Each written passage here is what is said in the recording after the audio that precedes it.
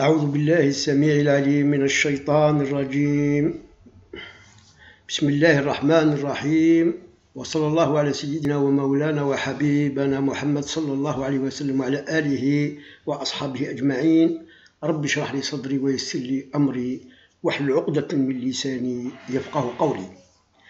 Nous allons poursuivre donc dans cette série de vidéos et de réflexions, d'analyses, d'études en quelque sorte de la position des soufis, et à leur tête bien sûr Ibn Arabi, y compris, attention, il y a d'autres qui sont partis beaucoup plus loin, ils ont glissé plus loin que Ibn Arabi, notamment Ibn Sab'in et Ibn Afif Tlimsani.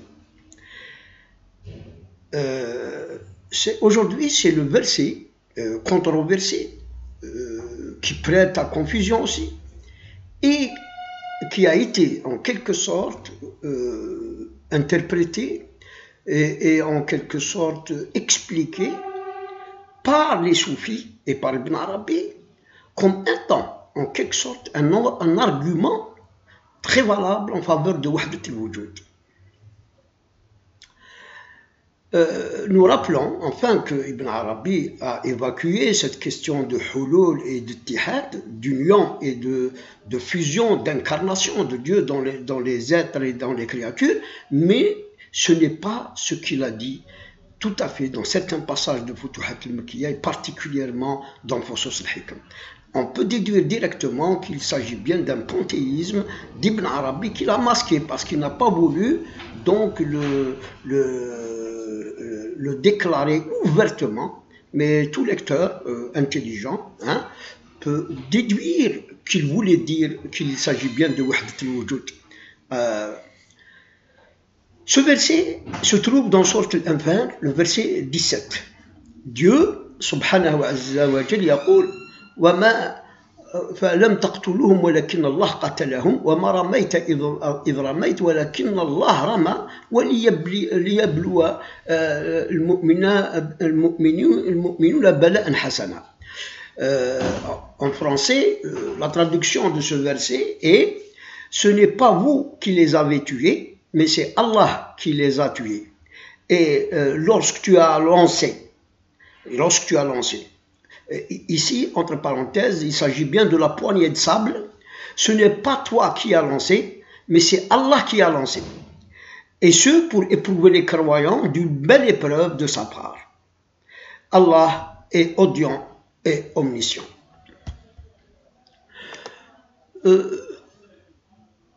Les soufis, donc, disent que quand Dieu a dit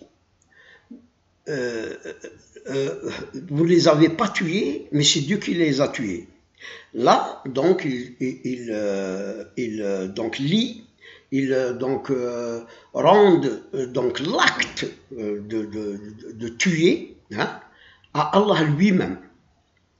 En deuxième position, ils disent que quand il dit au prophète tu n'as pas jeté, donc quand tu as jeté, mais c'est Allah qui a jeté, là aussi, ils disent que Dieu ici, donc en quelque sorte,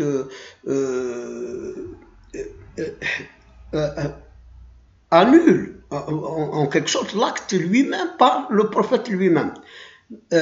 Mais c'est Dieu qui agit par lui en tant qu'instrument. Donc c'est Dieu aussi qui utilise l'instrument, son instrument, Sayyidina Muhammad sallallahu alayhi wa sallam, pour jeter. Et que, pourtant, ici, il y a une négation. Mais ce n'est pas toi qui as jeté, quand tu as jeté, mais il confirme de l'autre côté que c'est Rasul sallallahu alayhi wa sallam qui a jeté, quand tu as jeté. Mais c'est Allah qui a jeté. Et donc, à travers ces deux parties de ce verset, les soufis donc disent que à travers ça, il n'y a qu'Allah qui agit. Il n'y a que Dieu dans les créatures. Il n'y a que Dieu qui fait les choses. D'autant plus que même dans Sourate As-Saffat, Dieu dit Dieu dit أتعبدون ما تنحتون والله خلقكم وما تعملون, y compris ce que vous faites, ce que vous fabriquez, etc. Mais ça aussi, nous y reviendrons, Inch'Allah, un de ces jours, sur donc l'interprétation que Dieu, Inch'Allah, accepte de nous, mais elle est aussi pratiquement, se trouve chez les grands savants, que personnellement, j'ai donc étudié, et j'ai beaucoup aimé, et j'ai adhéré à leur interprétation et explication du Coran, car tous les savants peuvent le faire, mais ceux-ci se rapprochent de la vérité parce qu'ils ont rassemblé les éléments qu'il faut autour d'un verset, d'un événement dans le Coran, d'un mystère qui est levé, etc., de l'inconnu qui est révélé, etc. Et ces savants sont Ibn Ajiba, et il y a Al-Alusi, il y a Mohamed Mtaouli al-Sha'rawi, rahimahumullah jami'an, et il y a aussi le Shi'i, le grand savant, Tafsir al-Mizan, Tabatabai. En plus, enfin, nous n'avons pas donc laissé de côté les autres savants avant eux, parce qu'il y a toujours quelque chose d'intéressant et de constructif. J'y reviens. Donc, à partir de là, les soufis, donc, en quelque sorte, donc, attribuer les actes, le mouvement, tout ce qui se passe, donc, à Allah lui-même, et que tout ce qui existe comme créature, y compris l'être humain, ne sont que des images, hein, ou des instruments qu'Allah Azza wa Jal utilise pour donc ses desseins, ses projets, ce qu'il veut que ce soit sur terre, etc. Là, donc, c'est à partir de ce verset et de son interprétation, donc, selon eux, selon leur réflexion, leur donc, imagination, etc., ils ont déduit ce que nous venons de dire. Mais au fait, la vérité est loin de tout ça, parce que si en premier lieu nous allons poser comme donc avant-garde en quelque sorte à cette question, c'est que Dieu, tout-puissant, il est le roi. Tout cet univers, c'est son royaume, c'est lui qui l'a créé. Dieu est puissant, il a le pouvoir sur toute chose qu'il a créée. Il en fait ce qu'il veut. C'est ainsi notre aqidah, notre foi et notre croyance en Dieu subhanahu wa ta'ala. Il nous a montré à travers donc, les prophètes avant Sidna Muhammad sallallahu alayhi wa sallam, les 1001 donc mu'jizat, les miracles, les merveilles, pour nous apprendre et nous enseigner que le pouvoir lui appartient sur toute chose. Il a fondu la mer Rouge pour Moïse et les fils d'Israël, alors que la mer ne se fond pas, mais par son ordre, elle s'est fondue. Il a donc utilisé les grenouilles, les sauterelles, etc., pour éprouver donc Pharaon et ses soldats et son peuple. Mais quand il a ordonné aux sauterelles ou bien aux grenouilles de se multiplier, de se réunir en un lieu, donc là c'est pour montrer qu'il a le pouvoir sur les grenouilles, sur les insectes, sur les reptiles, sur tout. Il a aussi donc montré ceci avant la naissance du prophète de Mohammed sallallahu alayhi wa sallam dans Sourate al-Fil. Regardez les oiseaux, là ils sont dans le ciel, ces oiseaux, et ils ont été commandés par Allah lui-même parce que c'est ses créatures, il en fait ce qu'il veut, et il les a donc inspirés, il a ordonné qu'elles aillent donc jeter ces hijarat min sijil, ces pierres, sur donc Abraha et ses éléphants. Mais en même temps, rappelez-vous que l'éléphant d'Abraha a stoppé. Il n'a pas pu, après que l'ordre est venu de Dieu, il a stoppé donc il a pris ses sens, sa volonté entre ses mains et il l'a bloqué. Il ne pouvait plus faire un pas en avant vers la Mecque, vers la Kaaba. Enfin, il y a plusieurs choses. Que Dieu, c'est lui le roi. Le pouvoir lui appartient sur toute chose qu'il a créée et de ce fait, il gère et gouverne ses créatures comme il veut. Toutefois, je tiens à dire que si ces miracles, ces mu'jizat, etc., y compris ce verset que nous sommes en train de discuter, sont des miracles, sont en quelque sorte des signes pour montrer aux hommes que Dieu est là, que Dieu a le pouvoir sur toutes choses. Combien même ils étaient très faibles.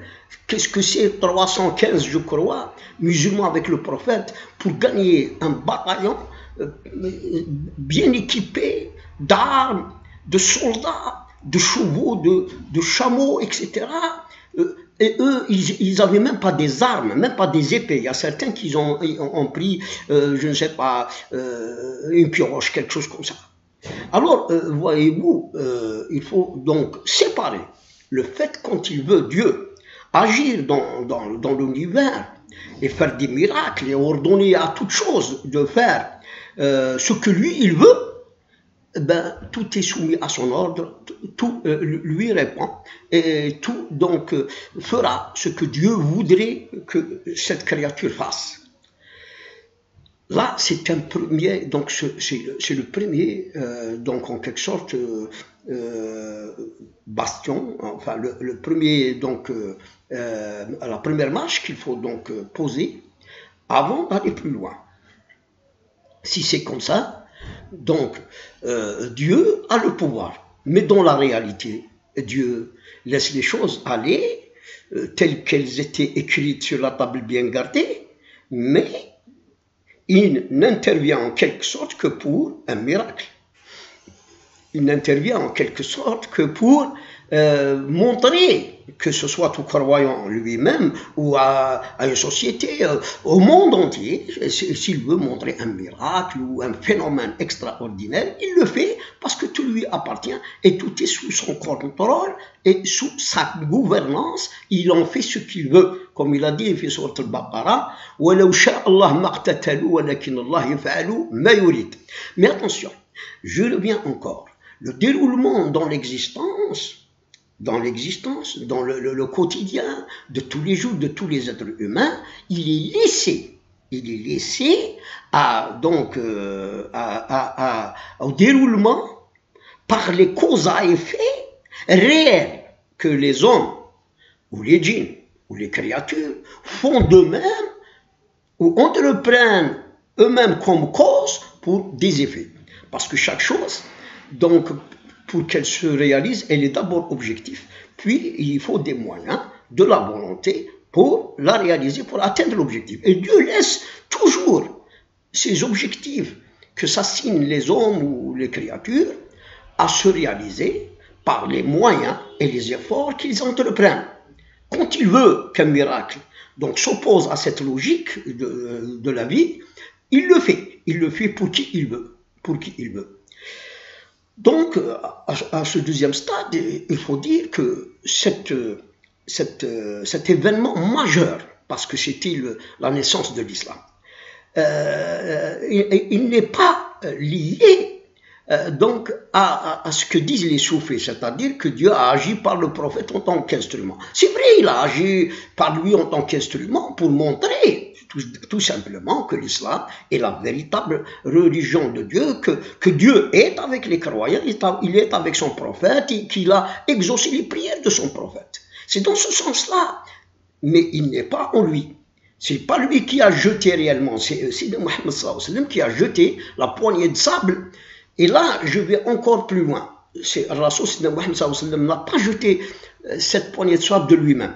C'est après qu'il a fait ses prières pour que Dieu donne la victoire aux musulmans et à son prophète, que Sidna Jibril alayhi salam est descendu et il lui a dit, Ya Mohammed, prends une poignée de sable et jette-la sur le visage de ce bataillon de Quraysh, de ces mouchriquins, de ces idolâtres. Le prophète a levé cette poignée de sable et il l'a jeté. Regardez ici, il faut analyser les choses.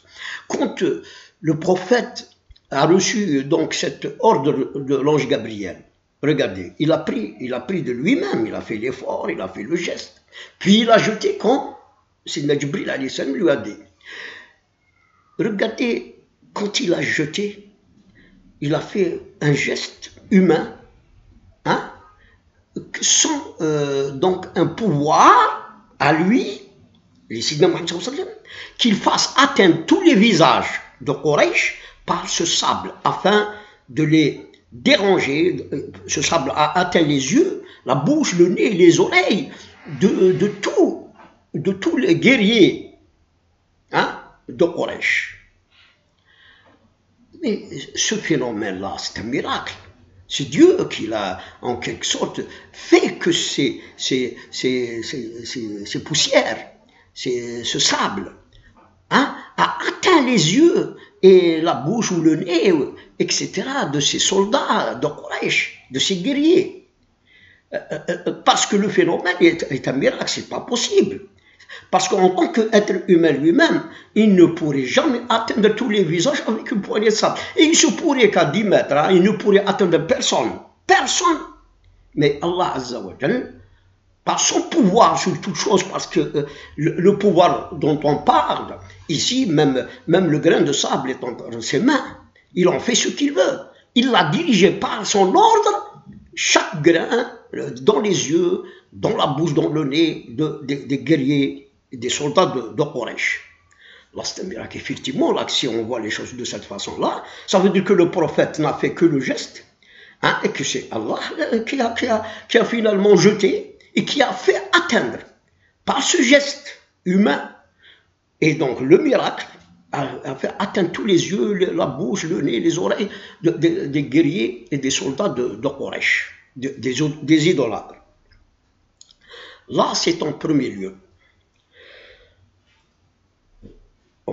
Quand Dieu veut un miracle, il y a un miracle parce que tout lui appartient.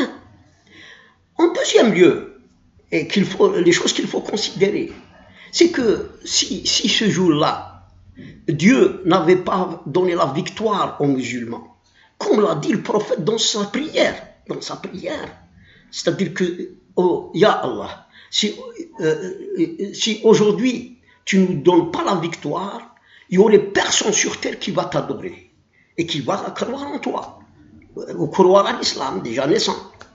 Donc, il y a cette prière du prophète Mohammed qui a été exaucée, et quand il a exaucé, déjà, dans l'exaucement, il y a eu des phénomènes qui ont précédé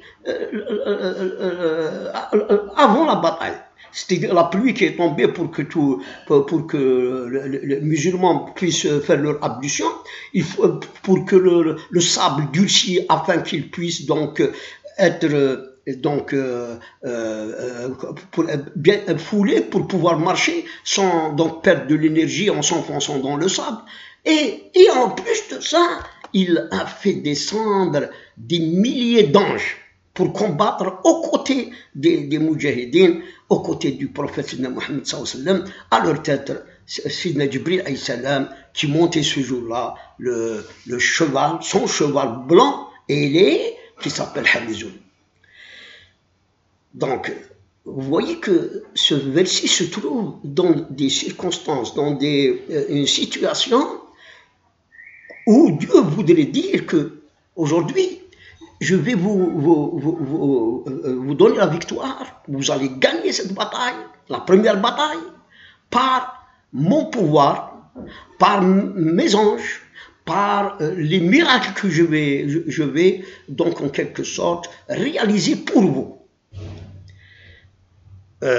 Et c'est ce qui a été réalisé, c'est que Allah a donné la victoire aux musulmans, au prophète Sidna Mohammed sallallahu alayhi wa sallam dans cette bataille.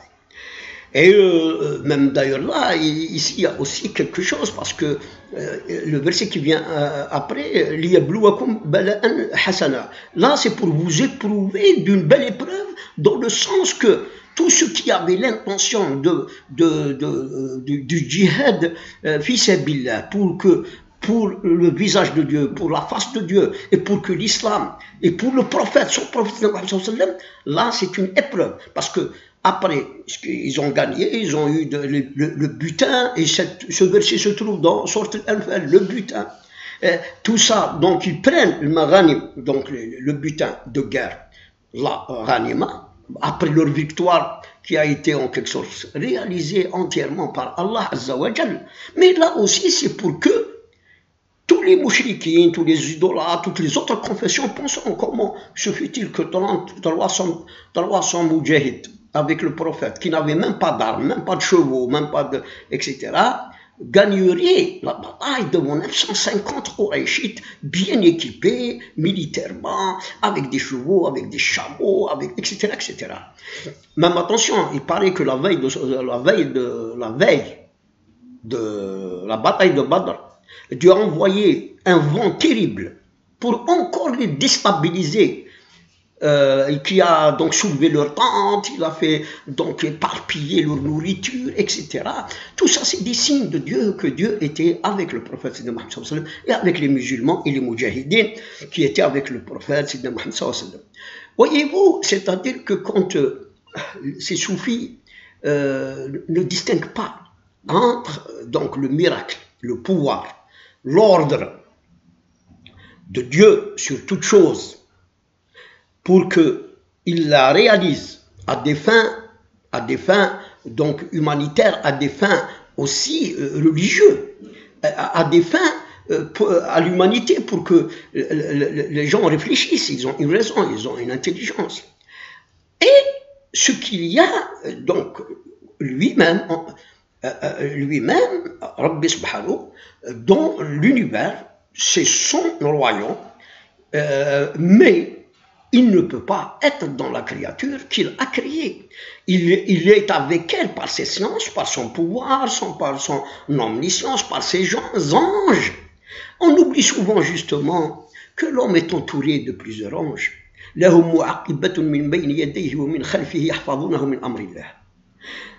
Un, deux, il a un ange qui l'inspire le bien et il a un démon sur sa gauche qui lui inspire le mal.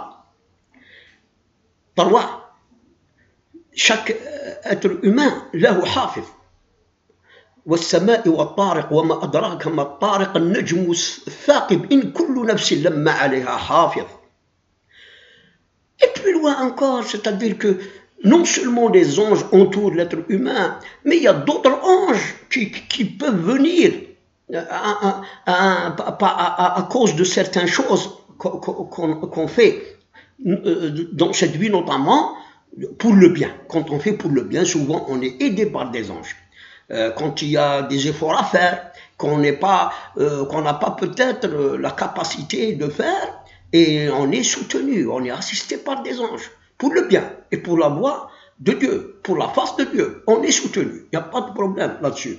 Donc voilà, donc ce verset aussi, il y a un glissement, il y a une compréhension fausse du sens de ce verset, qui voulait dire tout simplement que Dieu, effectivement, a agi, parce que si on analyse le contexte, si on analyse donc la victoire donnée par Allah, les anges qui sont descendus avec Jibril alayhi salam, la poignée de sable qu'il a jetée, il a dit, Rasul sallallahu alayhi wa sallam, après la poignée de sable, parce que ce sable a été guidé par les anges ou par un ordre divin, parce que même les cailloux, même les planètes lui sont soumises, elles lui obéissent, et elles le glorifient, et lui c'est-à-dire tout le temps.